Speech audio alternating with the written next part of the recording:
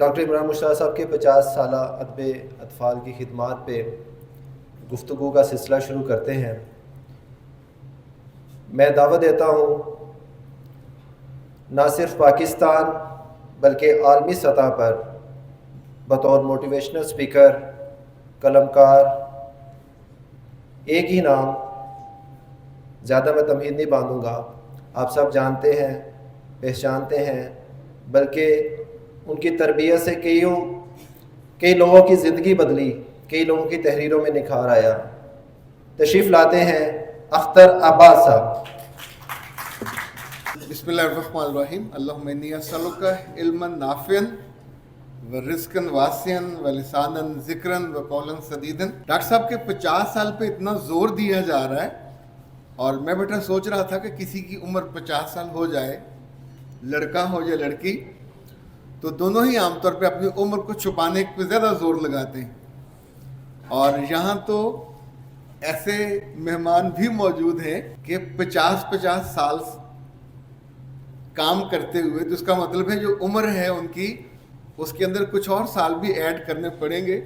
یعنی اگر 10 سال کی عمر میں بھی لکھنا شروع کیا ہو تو پھر 60 سال ہوں گے، 20 سال کی عمر میں میچور ہو کے لکھنا شروع کیا ہوگا تو پھر، پر ہم 70 پہ نہیں جاتے۔ افتخار صاحب بھی 50 سال میں ہی ہے، اور اگر آپ کہیں تو ہم اس سے بھی تھوڑا نیچے لے آتے ہیں۔ اتنے سال تو آپ کو، وہ کہتے ہیں میرا بچہ 50 سال سے چھپ رہا ہے، تو ریٹائر ہوئے بھی میرا خیال 10-12 سال تو ہو گئے۔ اوکے، ماشاءاللہ۔ اس سے ایک بات تو ان مسکراہٹوں سے اندازہ ہوا کہ عمر کا کوئی تعلق ہی نہیں ہے، 50 ہوں، 60 ہوں، 70 ہوں، آپ کی آنکھوں کی چمک زندہ ہے، آپ کے اندر کا جذبہ زندہ ہے، اور آپ کے اندر کوئی کہانی پک رہی ہے۔ وہ پاکستان میں ہو، وہ اسلام آباد میں ہو، وہ دبئی میں ہو۔ ڈاکٹر صاحب باہر بیٹھ کے یہاں کی کہانیاں لکھتے ہیں اور وہاں کی بھی کہانیاں لکھتے ہیں۔ جس بات پہ ابھی کاوش صاحب ذکر کر رہے تھے، اگر مجھے آپ اجازت دیں تو اسے تھوڑا سا ہم اختلاف کر لیتے ہیں۔ زندگی میں پذیرائی ہمیشہ کہانی کی اور اس کے آبجیکٹیو کی ہوتی ہے۔ چاہے 100 لوگ لکھ رہے ہوں، اگر اس کا مقصد واضح نہیں ہے تو کہانی مر جاتی ہے۔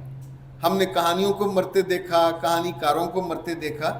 ایون ان دنوں چونکہ بہت سے لوگ ہیں جو بہت زیادہ لکھتے ہیں، اخبارات میں ان کے روز کالم چھپتے ہیں، پر جب وہ چھپنا بند ہوتے ہیں کسی کو ان کا نام بھی یاد نہیں ہوتا۔ تو زیادہ چھپنے سے، بہت زیادہ ڈھیر لگانے سے کبھی لمبی زندگی نہیں ملتی۔ لمبی زندگی تب ملتی ہے جب آپ، اگر انگریزی میں سے کہا جائے کہ آپ کچھ کنٹریبیوٹ کرتے ہیں دوسروں کی زندگی میں۔ آپ یہ سوچئے کہ لکھنے میں، ابھی ہمارے ساتھ ایک اور میزبان بیٹھے ہیں، یہ یہاں نہیں ہوتے، عام طور پہ اپنے پروگراموں کی، مہمانوں کی فہرست میں کرسی بھی نہیں رکھواتے۔ کیا آنے والے برسوں میں ان کے کام کو یا ان کے نام کو کوئی بھلا سکے گا؟ یعنی جتنی کتابیں انہوں نے چھاپ دی ہیں، جتنے لوگوں کو انہوں نے زندگی بخشی ہے، جتنے لفظوں کو دوبارہ زندہ کیا ہے، تو ایک آبجیکٹیو کلیئر ہے۔ حالانکہ خود وہ 1، 2، 3، 4 سالوں کے ایڈیٹر، بلکہ مدیر اعلیٰ، تو وہ مدیر اعلیٰ کے طور پہ زندہ نہیں رہیں گے۔ ایڈیٹر عام طور پہ جلدی لوگوں کی نظروں سے اتر جاتے ہیں، پر اگر آپ کا کام ہے، اور کام بھی وہ جو نسلوں کو متاثر کرتا ہے۔ میں اس کو ایک اور اینگل سے دیکھتا ہوں، لکھنے والے کے دل کو بہت کلیئرٹی ہوتی ہے کہ میں کیا لکھ رہا ہوں۔ بہت سال پہلے ایک صاحب تھے، زفران ان کا نام تھا، اور یہ سیستان سے لے کے خوارزم تک ان کی شہرت تھی کہ یہ زندگی کے بارے میں بڑا ٹھیک گیس کرتے ہیں، اور جن لوگوں کے بارے میں بات کرتے ہیں ان کی پیشین گوئی 110% درست ثابت ہوتی ہے۔ تو ڈاکٹر ریاض صاحب ایک پہلوی شہزادہ اس کی تلاش میں ان تک پہنچا، اور جا کے ان سے کہا کہ میں نے تمہاری بڑی شہرت سنی ہے کہ تم لوگوں کے بارے میں ٹھیک ٹھیک گیس کرتے ہو، نفسیات جانتے ہو، ان کا مستقبل جانتے ہو۔ تو اس وقت وہ ایک پہاڑ کی چوٹی پہ بیٹھا تھا، اور دامن میں 2 لوگ لکڑیاں چن رہے تھے، باندھ رہے تھے ان کو۔ تو شہزادے نے کہا کہ ان کے بارے میں بتاؤ، یہ کیسے ہیں؟ تو اس نے کہا کہ مجھے لگتا ہے, میرا علم یہ کہتا ہے کہ گھر جاتے جاتے دونوں مر جائیں گے. تو شہزادے نے کہا کہ ہاتھ کنگن کو آرسی کیا. وہ ساتھ ساتھ چلنا شروع ہوئے, اس کے گھر پہنچے تو جا کے ایک بیٹے نے وہ لکڑیاں نیچے رکھی اور اپنی ماں سے کہا کہ کھانا چاہیے, بہت بھوک لگی ہے. تو ماں نے کہا کہ بیٹا کھانا تو تمہارا تھا, لیکن تمہارے آنے سے پہلے ایک بھوکا آیا اور اس نے آ کے سوال کیا, تو میں نے تم دونوں کا سر صدقہ سمجھ کے وہ کھانا تمہارا, ایک روٹی تھی آدھی روٹی تھی, اس کو دے دی, اب نہیں ہے. تو شہزادہ مسکرایا, اس نے کہا تم تو جھوٹے ہو گئے, تم نے کہا تھا گھر آتے آتے مر جائیں گے, تو مرے نہیں ہیں. تو زعفران نے جا کے وہ گٹھے کھولے, دونوں میں ایک ایک زہریلا سانپ تھا. وہ نکلا اور ٹہلتا ہوا جنگل کی طرف نکل گیا. تو اس کے بعد زعفران نے جو جملہ کہا, میں سوچتا ہوں جو رائٹر ہے انفیکٹ اگر وہ اس اینگل پہ سوچتا ہے تو بالکل چیزیں اور ہو جاتی ہیں. اس نے کہا کہ جو صدقہ ہے وہ چاہے ایک چپاتی کا تھا آدھی کا, اس کی موت کے آگے کھڑا ہو گیا, تو وہ تو رب بھی ان کو نہیں ٹالتا, میں کیسے اس کو بدل سکتا تھا. جو بخت ہیں یہ بدلتے ہیں, لفظ بھی, صدقہ بھی, سوچ بھی, پر یہ دیتا کون ہے. اگر اشفاق صاحب مرحوم کہا کرتے تھے کہ یہ زمانہ بیوہ کے آنسو, یتیم کے آہوں کا نہیں ہے. اب لوگوں کو لمبی زندگی, دونوں جہانوں کی زندگی اور کامیابی کے وہ گر سکھانے کا وقت ہے جو ان کو سکھانے چاہیے. جب آپ نہیں سکھاتے کہانی پوری ہو جاتی ہے, کہانی کچھ دیر سانس لیتی ہے, انکیوبیٹر نہیں ملتا, پھر وہ مر جاتی ہے. کہانی کار ہو یا کہانی, یہ اللہ کے واسطے یا فار گرانٹیڈ کبھی بھی زندہ نہیں رہتے. جنہوں نے 10 سال زندہ رہنا ہو, ویسے عام طور پہ یہ کہا جاتا ہے کہ ایک کہانی کار 10 سال زندہ رہتا ہے اپنے مرنے کے بعد. ہم گیس کر رہے تھے کہ اشفاق صاحب کو مرے ہوئے, فوت ہوئے 10 سال سے زیادہ ہو گئے. جو ان کی زندگی کی کتابیں بہت شہرت والی تھیں, ابھی تک انہوں نے ان کو زندہ رکھا ہوا. ممتاز مفتی ہوں, شہاب صاحب ہوں, لیکن بہت سارے لوگ ہمارے سامنے آنکھوں سے اوجھل ہو گئے, یادوں سے بھی اوجھل ہو گئے. سید ابوالعلا مودودی کو فوت ہوئے کچھ 40 سال سے زیادہ ہو گئے, اب ان کی تحریریں اب بھی زندہ رہیں گی. سو مشتاق صاحب ہوں یا آپ ہوں, اگر آپ کے کریکٹر اور آپ کا میسج اتنا تگڑا ہو. میں نے آتے ہوئے اپنی اہلیہ سے کہا یار کوئی مزیدار بات بتاؤ. میں ڈاکٹر مشتاق صاحب کی 50 سالہ وہ تقریب ہے, اس پہ بات کرنی ہے. تو اس نے کہا کہ میں جب اسکول میں تھی تو ایک کلاس میں عمران سیریز پڑھتے ہوئے مجھے ٹیچر نے آ کے دبوچ لیا اور وہ لے کے وائس پرنسپل کے پاس چلی گئی اور شکایت لگائی کہ یہ عمران سیریز پڑھ رہی ہے. تو انہوں نے وہ کتاب دیکھی اور کہا تمہارے پاس اس کا دوسرا حصہ ہے. اچھا, جس زمانے میں ٹیچر بھی پڑھتے ہوں اور بچے بھی پڑھتے ہیں, اب گلا نہ بچوں سے کیا جا سکتا ہے نہ رسالوں سے کیا جا سکتا ہے.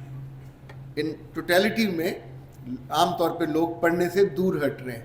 لوگوں کو 10 سیکنڈ کی چیزیں چاہیے, 10 سیکنڈ کا کلپ چاہیے, 10 سیکنڈ کا گانا چاہیے, 10 سیکنڈ کا وہ کہانی بھی اس طرح کی مانگتے ہیں.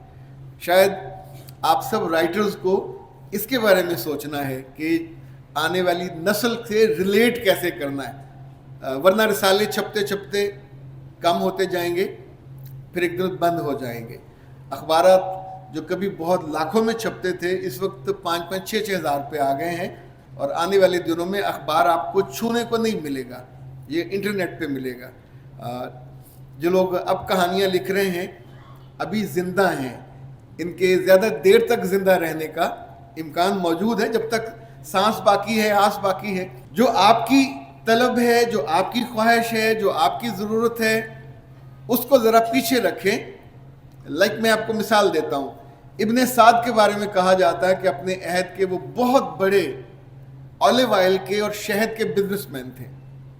اتنا بڑا ان کا کاروبار تھا کہ آپ سوچو جیسے یہ ہال 1 ہے, اتنے بڑے بڑے ان کے سٹاکس تھے.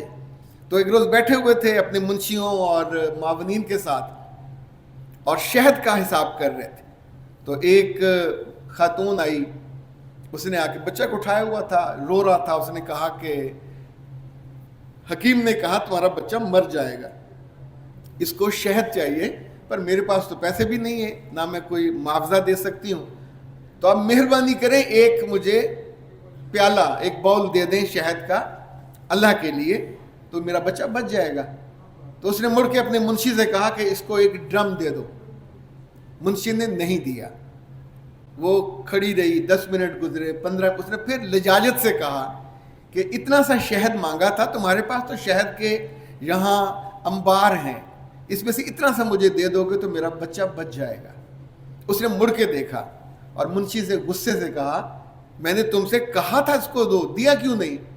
तो मुंशी ने कहा कि देने का इरादा तो था, इसने प्याला मांगा था, आपने ड्रम का कहा, तो आपको गलत फहमी हुई, आप कंफ्यूज हुए, मैं तो इंतजार में था कि आप मुझे वादे कर दें। तो उसने जो जुमला कहा वो बहुत खूबसूरत था। उसने कहा कि उसने अपनी ज़रूरत का मांगा, देने वाले को अपने ज़र्फ का देना चाहिए। जो अपने ज़र्फ का देते हैं उनके 50 साल पूरे हो जाते हैं, फिर भी सामने बैठ के मुस्कुराते हैं और उनकी मुस्कुराहट में भी ज़िंदगी होती है। एक और साहब हैं जो स्टेज पे बैठे हैं, उनको भी मुझे लगता है फौत होने में काफ़ी वक्त लगेगा, इसलिए कि उन्होंने बुढ़ा ना होने की भी कसम खाई हुई है और ना रुकने की भी कसम खाई हुई है। वो घर में हों, घर से बाहर हों, इवन बस में बैठे हों, लाहौर आए हुए हों, उन्होंने तंजीम साजी करते रहना होता है। ये तंजीम साजी वो नहीं है, वो हमेशा लोगों को मोटिवेट करते हैं, उनको उकसाते हैं, इवन रसाइल के एडिटर्स को जमा करते हैं और सबसे ज़्यादा मुखालफाना लफ्ज़ भी जवाबन पाते हैं। हमने उनको तब भी थकते नहीं देखा, और बहुत से लोग हैं जो लोगों की बातों से थक जाते हैं। लोगों के जुमले आपका राह नहीं रोक सकते, ना उनको रोकने की कभी हिम्मत देनी चाहिए, ना अलाउ करना चाहिए, ना फासले, ना लोगों की तनकीद और ना मुश्किल। कारी ना होना भी एक मुश्किल है, लेकिन अगर आपकी बात में जान होगी तो इंशाअल्लाह जो वो लोग हैं जिनको हमेशा गिला रहता है, ये जो इस तरह की तकरीब होती है, सबसे मुश्किल में वो मेहमान होता है जो दूल्हा बन के बैठा होता है। उसकी शान में जो जो जुमले कहे जाते हैं वो आमतौर पर सोचता है अच्छा मेरी कहानियों में ये भी पाया जाता है। पिछले दिनों प्रेस क्लब में एक तकरीब थी जिसमें मेरी किताबों के 7.5 लाख मुकम्मल होने पे उन्होंने जो जुमले कहे, तो मैं उसको बहुत अच्छी तरह इंजॉय कर रहा था और मज़ा ले रहा था, लेकिन मैंने उसका तज़किरा नहीं किया जो आप कह रहे होते हैं वो लोगों के लिए आपने लिखा ही नहीं होता। इन सारे बरसों में इनकी बीवी, इनके बच्चे, इनका कारोबार, इनकी नफ्सियात, इनका सारा इल्म अपनी जगह पे, पर ये कमिटमेंट अपनी जगह पे, और मुझे लगता है कि इंशाअल्लाह ये वो सदका जारिया बनेगा जो सांपों को रोक देता है, और ये वो सदका जारिया बनता है जो लोगों को उनकी ज़रूरतों से ज़्यादा देने का बायस बनता है। और ये जो लफ्ज़ होते हैं लिखने वाले के, ये जो कहते हैं ना मैं फूलों की ज़ुबान जानता हूँ, ये वो वाले होते हैं। और जो फूलों की ज़ुबान जानते हैं वो भी कभी कभी फूल होते हैं, कभी गोभी का फूल होते हैं, कभी छोटा फूल होते हैं, कभी पूरा गुलदस्ता होते हैं। और डॉक्टर साहब आप पूरा गुलदस्ता हैं, ऐसे ही खिले रहिए, सलामत रहिए और लोगों के दिलों में और यादों में बसते रहिए। इस हॉल में किसी और की तकरीब नहीं हो रही, आपकी हो रही है, इसलिए लिखने वाले की ज़ुबान पे गिला भी नहीं आना चाहिए कि मुझे वो पजीराई नहीं मिली जिसका मैं हकदार था। ये वक्त तय करता है आप कितने हकदार थे और कितनी मोहब्बत से आपको याद किया जाना चाहिए। अस्सलाम वालेकुम व रहमतुल्लाह। बहुत शुक्रिया भैया। भैया बोलते जाए हम सुनते जाए, ये इनके अल्फाज में चाहे वो बोलें या लिखें, वो तासीर अल्लाह करीम ने ऐसी रखी हुई है। आपका मोहब्बत का, आपकी शफ़क़त का बहुत शुक्रिया।